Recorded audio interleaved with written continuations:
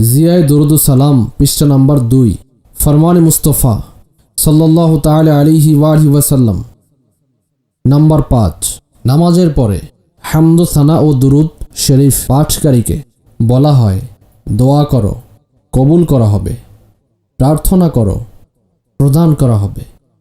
সাল্লু আলাল হাবিব সাল্লাল্লাহু তাআলা আলা মুহাম্মদ। হোসেন ভাই বলছেন, মেধাশক্তি দুর্বল, কোনো রুহানি চিকিৎসা থাকলে দিন। স্মরণশক্তি দুর্বল হলে এ ব্যাপারে অনেকগুলো রুহানি চিকিৎসা রয়েছে। এর উপর একটি কিতাবও লেখা হয়েছে আল মদিনাতুল ইলমিয়া থেকে, মাকতাবাতুল মদিনা প্রকাশ করেছে হাফেজা কেসে মজবুত হো। এর মধ্যে অনেকগুলো বিষয় লেখা রয়েছে যার মাধ্যমে স্মরণশক্তি বৃদ্ধি পায়। 5 ওয়াক্ত নামাজের পরে ইয়া আলিমু ইয়া আলিমু, ইয়া হাফিজু ইয়া হাফিজু, ইয়া নাসিরু ইয়া নাসিরু ওজিফাগুলো 5 বার, 7 বার অথবা 11 বার পাঠ করে বুকের উপর ফুঁক দিন।